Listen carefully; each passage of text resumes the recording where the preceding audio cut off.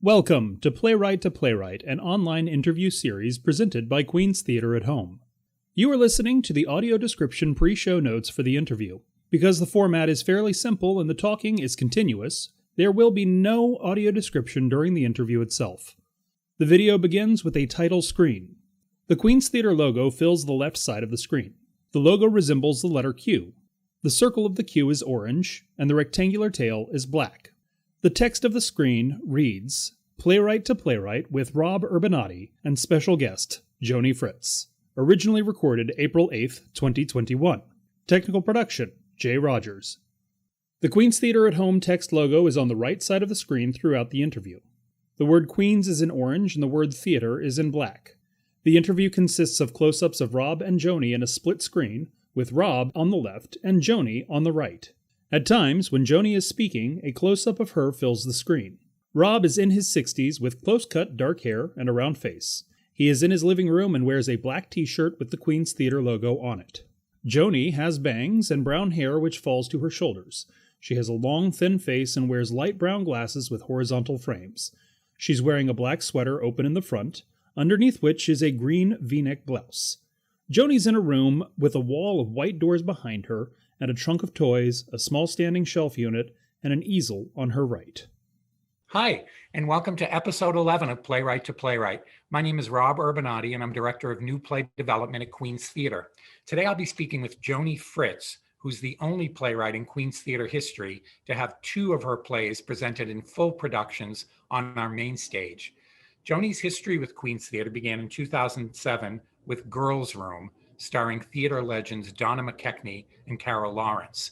And in 2007, we presented In the Car with Blossom and Len, winner of the prestigious Susan Glaspell Award. Joni's plays are character-driven and an often autobiographical mix of comedy and drama. I'm excited to learn about her upcoming projects. Hi, Joni. Hi, Rob. How are you? I'm doing great, thank you. How are you? I'm good. Where does this find you? Where are you located as we speak? This finds me in Peekskill, New York. Are you like in the woods? No, I'm not in the woods, but it's really lovely here. I just moved here 7 months ago. Excellent. So, yeah, the pandemic and all, I wanted to be closer to my family. So this is your permanent residence now? Yes, it is. Excellent. I wanted to ask you a few things about your career. So let's start with growing up.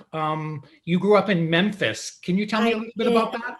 I grew up in Memphis, Tennessee, and rural Memphis, in the outskirts of the city. And, I had 13 dogs and I had, it was quite an interesting upbringing down there. And, I moved up here when I was 13, but my roots are in Memphis still. It was where I first, my mother's best friend name was Bobby Drobeck, and she was a storyteller, and she was the librarian. And every Friday night, we would go over to Bobby's house, and all the neighbors would sit around the table and tell stories.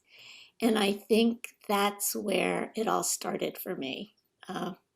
Because I am a storyteller and started around Bobby Drobeck's table. When did you actually start writing? Was it down there in Memphis? Yeah, I wrote a little in Memphis. I wrote for myself and I wrote little stories for my family. But, I was on the acting track back then. So I didn't start really writing until much later. But I always kept journals, poetry. But yeah, I didn't start writing till later. Well, let's talk about the acting track, as you say. Yeah. What are your experiences as an actress?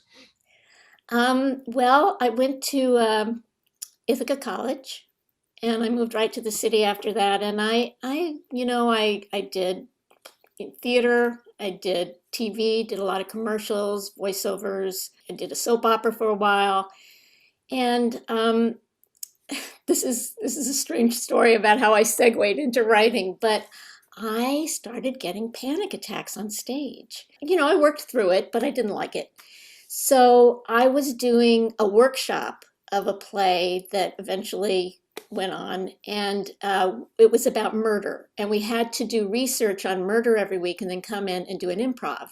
And I was terrified of improvs. So I used to write my own monologues, memorize them, and come in and do them. And, one of the pieces, I wrote a 12-year-old hatchet murderer, which is actually pretty funny.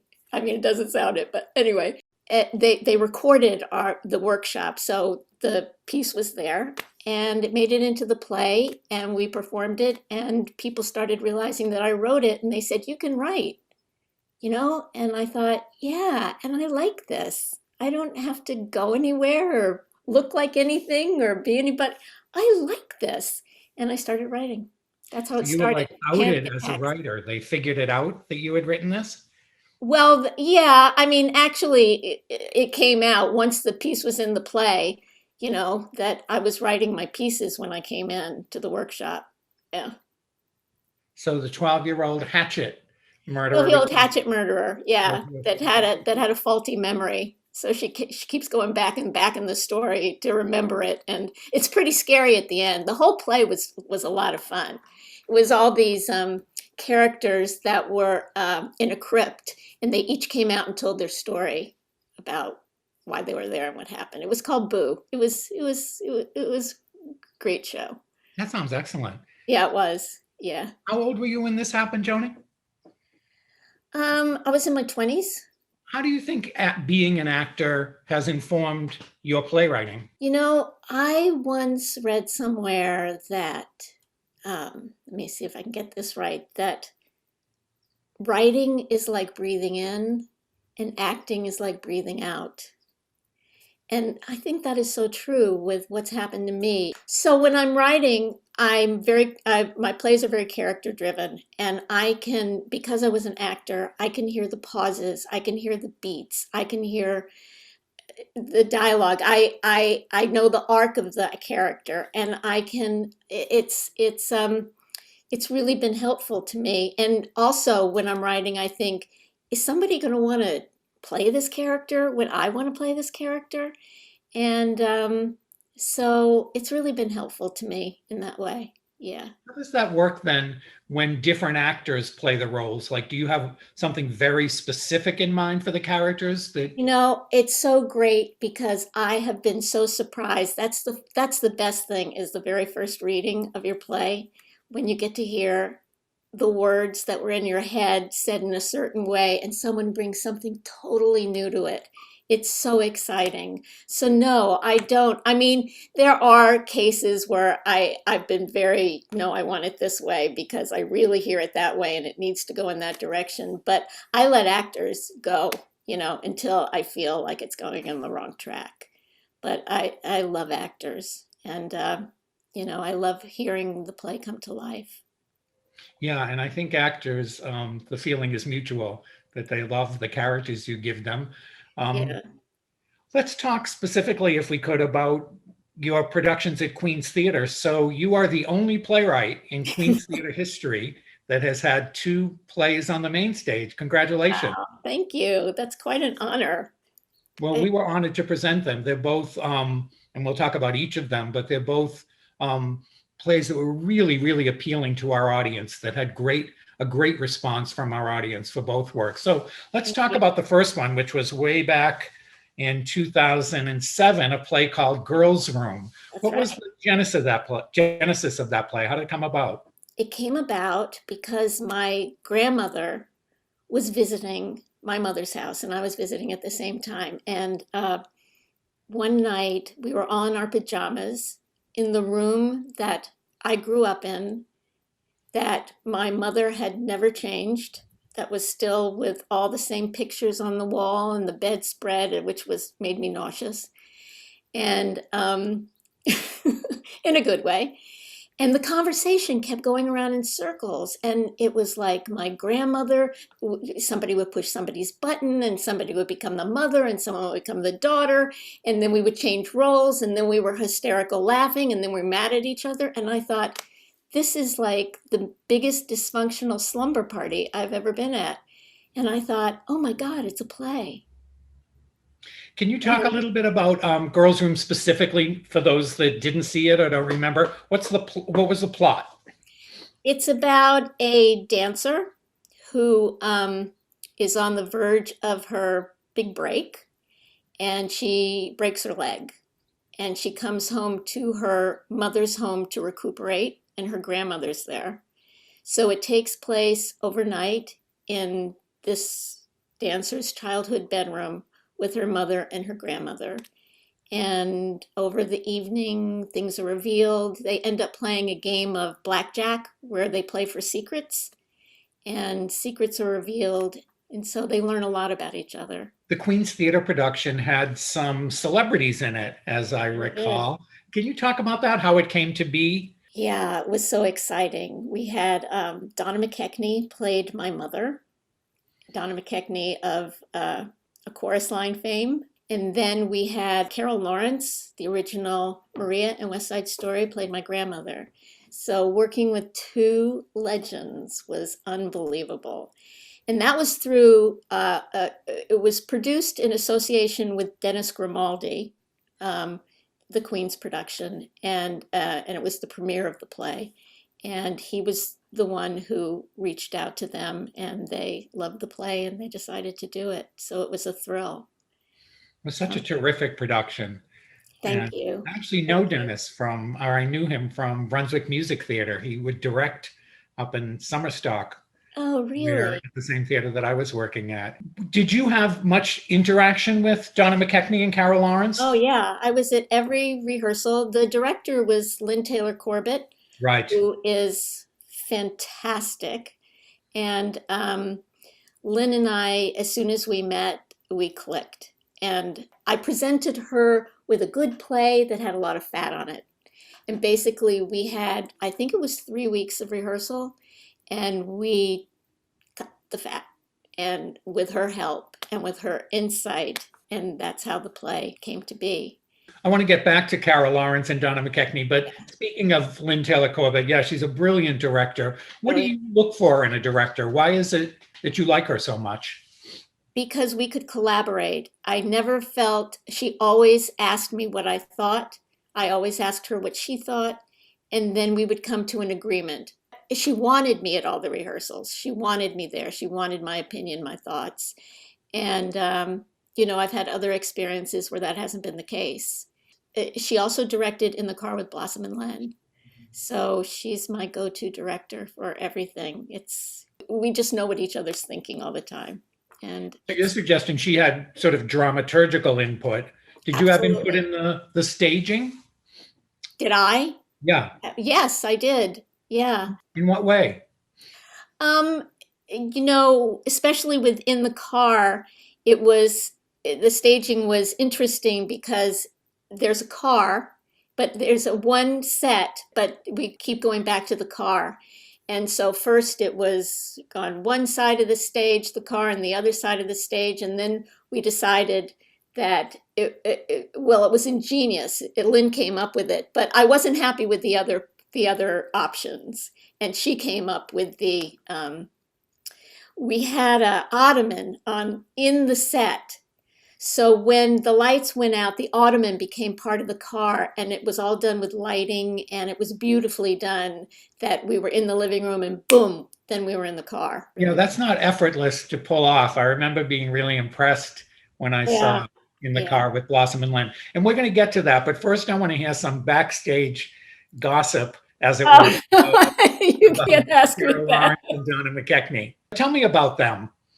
I was working at the theater at the time, but I didn't have any interaction with them at all. Donna was the first day of rehearsal, Carol showed up with a kugel. I mean, it's not really a Jewish play, but it's got Jewish, it is a Jewish family. And she showed up with a kugel for everybody. She was the ultimate nurturing grandmother, but she had her highs and her lows during the production, and she always said what was on her mind, and she was great. And Donna was steadfast, always there, consummate professional, and they were wonderful. Yeah, their rapport, their relationship in the play was really beautifully rendered. I have It such was. fond memories of that production. So you Yeah. started to talk a little bit about another play that Lynn Taylor Corbett directed, and the other play of yours that was on the main stage at Queen's Theater, In the Yeah. Car with Blossom and Len. Can you talk a little bit about the genesis of that play? I know it was autobiographical. I didn't realize that Girls' Room was also autobiographical. Well, as going back to Girls' Room, my sister is a ballet dancer. That's why we moved up from Memphis. My sister got a scholarship to the Metropolitan Opera at a very young age, danced there. And my mother was a dancer. So that is the play. And my grandmother, the character Carol Lawrence played, was a bookie in Boston. So you put Really? these, yeah. Yeah, Sadie was really quite something. She would have loved that she was in it. You know, it's funny because I do write about my family so much. I mean, they they have such humor and eccentricity, I would say. But my mother, every time she saw Girls' Room a few times, and every time she saw it, she'd walk up the aisle of the theater and she would say, "We need a family conference." And then she would say, "Am I really that funny?" And I would say, "Yes." And then she would forget about the family conference. But yeah, so Girls' Room was autobiographical too. I was Were working these out two how. plays exceptions in some ways, Ex- meaning exceptions in that they were autobiographical, or is all of your work or most of your work a lot of it is really? comes from something. Yeah, I'm working on something now that's about growing up as a Jewish girl in the Bible Belt in Memphis. So it's an interesting play. It's called Summer. Summer. Yeah, So tell us, if you would, about In about the in the Car with car. Blossom and Len, how that Um, relates to your family. yeah, my father, well, it was funny. My father said to me one day, "You know, you never write about me. You write about your mother, your sister, your grandmother. You never write about me." And I said, I did write a play about you, but I don't think you're going to like it. And he said, "Why?" And I said, "It's about when you lost the business." And he said, "Is it funny?" I said, "Yeah." He said, "Does it have drama?" I said, "Yeah." He said, "Then I love it." And I said, "Do you want to read it?" And he said, "No, I want to see it." And he never saw it. He passed away before that. But so the play is about my father when he lost the business.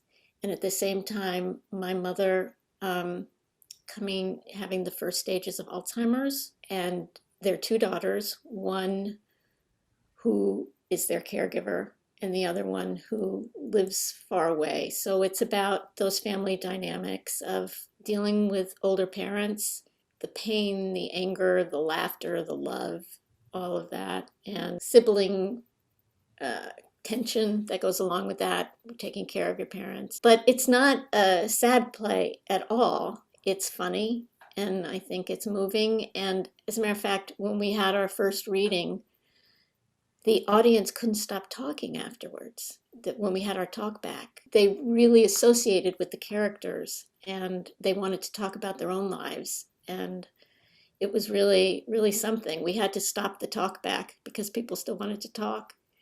So I loved that it opened a conversation. And it's really my favorite play that I've written. It's really a beautiful work, and it blends the comedy with the real serious content so exquisitely, so deftly.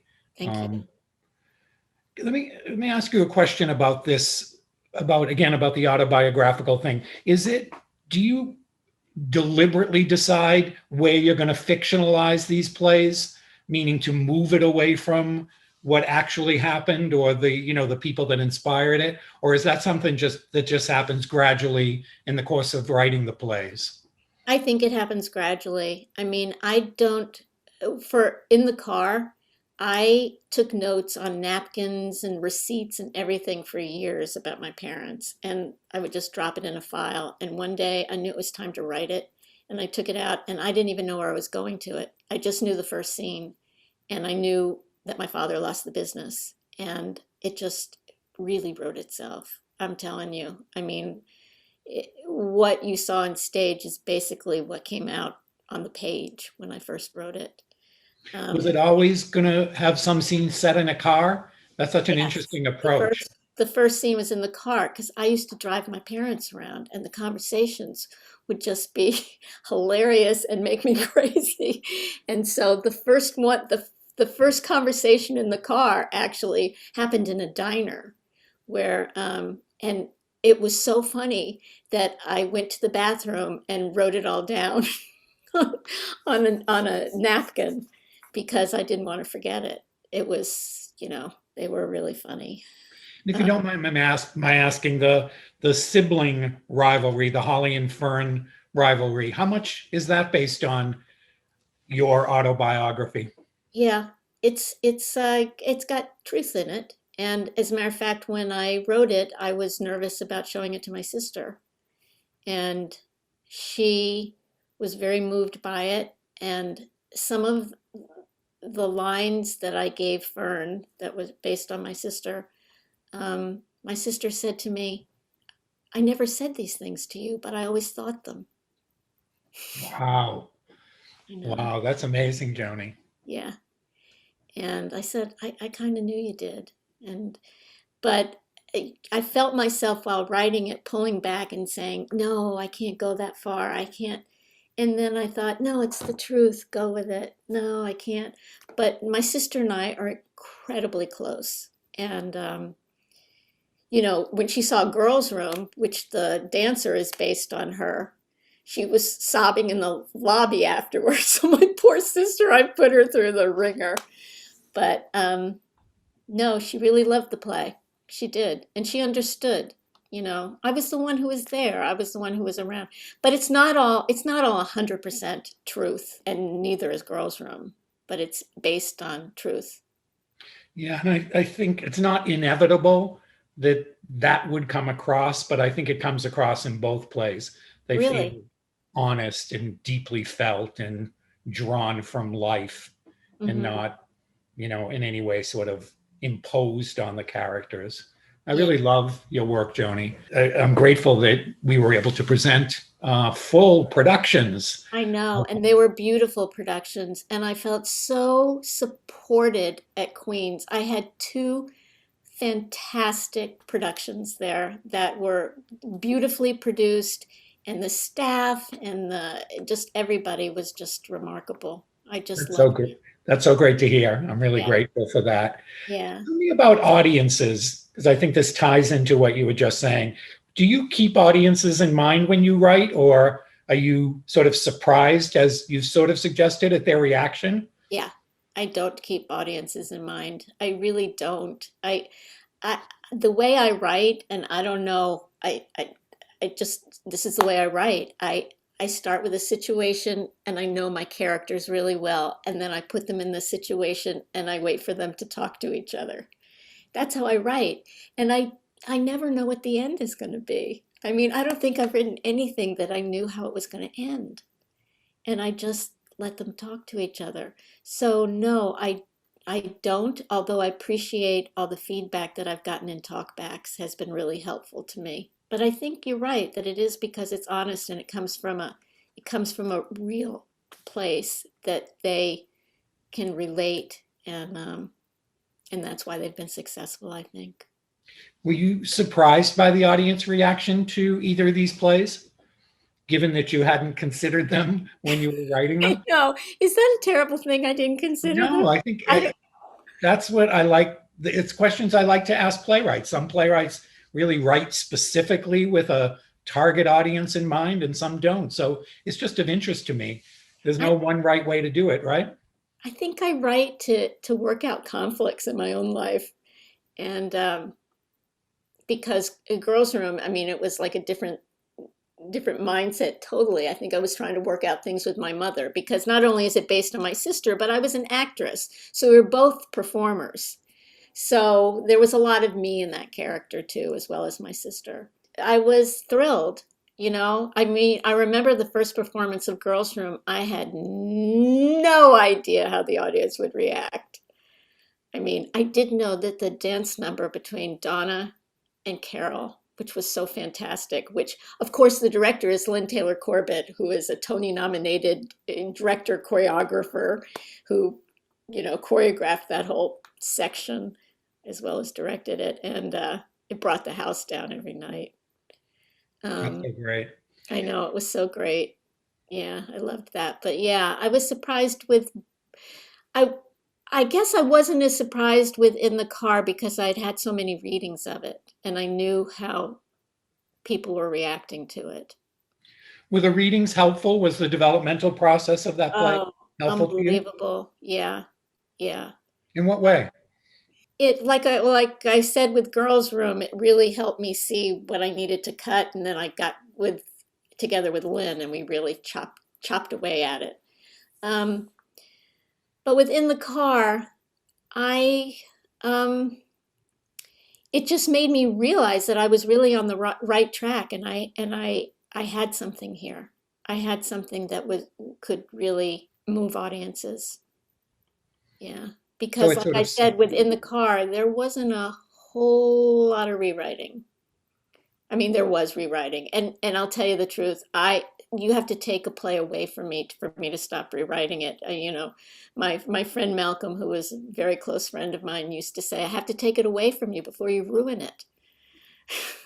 You're one of those writers who endlessly rewrite. But you're saying the developmental process sort of justified what you hoped for with the play and what you thought about the play. Right. Yeah. So the pandemic in this past year, what's that been like for you as a writer and as a person? It's been tough in some ways. In other ways, I work alone, and I'm alone a lot of the time. And I did move. I've been wanting to move for a while, but I really wanted to be closer to my family. So, and we're a little pod, so we've been all really good. So we've been in our pod together for a year, so that's been good. And I've been writing, but I've also been working with a company called Spoken Layer, and they are a wonderful company that does short form audio. And I've been writing all kinds of like podcasts, microcasts. We do microcasts, which are shorter than podcasts. That we get little quick bites of 7-10 minutes, but they're doing original content now, and they're working with some of my stuff. They're working with some of my stories. I have a collection of stories called New York Lonely, and they're about lonely people in New York. They're funny and they're sad. They're like all my writing, and we're producing them for audio, which is really exciting. We have sound design and really wonderful actors, and so I've been doing that with them. That's great. And it's interesting talking to various people about how the pandemic opened up, in some cases, creative opportunities that might not have happened were it not for the pandemic. And audio is like, boom, now, people are listening to podcasts and getting, audiobooks and all kinds of things. And so, yeah, it's been wonderful working with them. That's great, Joni. I'm really glad for you. You mentioned a new play that you're working on. Can you tell us a little bit more about that? It's about a young girl it's also autobiographical. My parents are from Boston, and they moved to Memphis after my father got his first job. And so here we were in the Deep South, not only in the Deep South, but in a neighborhood that was even deeper south. Yankees, they were Yankees. My sister and I were true Southerners because we were born there, and Jewish, So it was an interesting growing up, with all our friends trying to convert us, and my sister being grabbed to the water fountain every day. They would have jokes like, what's the difference between Beth and Uncle Ben's rice? Uncle Ben's rice is converted and Beth isn't. We would go to all the revivals, and my father would make me put my hand on the Bible and swear I wouldn't convert because I'd do anything on a dare. And it was we would have to travel to the other side of Memphis to go to a synagogue, which we didn't do for years. It's interesting. We became Unitarians for a while, and that was because, I'm sorry I'm going on with these weird stories, but my father my father was raised as an Orthodox Jew in Boston, and he moved to Memphis. And he had a friend who was with the Unitarian Church, and he said, "Why don't you come, see what this is about?" So we went there, and my father signed the wrong book. Instead of the guest book, he signed the new member book. So all of a sudden, we were Unitarians. It was really weird. That's how my parents worked. Oh, okay, we're Unitarians. And then he taught there. So there's much more to it than that, but it's about my childhood. Sounds like a great idea for a play. I'm curious, how old are the sisters in this play? 12. So I need 12 and 14. So it's really about adolescence. Yeah. That's great. I love that you've sort of tracked the sisters through various, stages of development. That's true. Do you know that I never even thought of that? Even though, because Girls Room is one character, an only child, but you're right about that. Seriously, I want to read it as soon as you finished it. So email me the script, and also just keep me informed about it, any developmental work on it. If there's a reading or something that I could attend, I'd really love that. Oh, thank you. It's been great talking with you. It's so much fun. So much fun. Catching up. And I look forward to your third main stage production on Queen's Theatre. So do I. I want you to be like the Phantom of the Opera of Queen's Theatre. You have a record that no one can smash. Oh, that would be nice. We'll see if we can make that happen. But thanks for taking the time. I really appreciate it. And thank you, Rob. Continued success. Thanks. And I'm glad that you're living in a place close to your family. I know that means a lot to you. So it does. Happy more material. That's so great. Yeah. Okay. Thank you, my dear. Take care. Thank you. Till next time. Okay. Bye. Bye-bye. Thanks so much, Joni. And thanks to all of you at home for watching this episode of Playwright to Playwright. We'll be back with a new interview on Tuesday, May 18th. Until then, please keep up with all Queen's Theatre at Home programming on social media by subscribing to our YouTube channel or on our website at www.queenstheatre.org. I'm Rob Urbanati, so until next time, peace and love.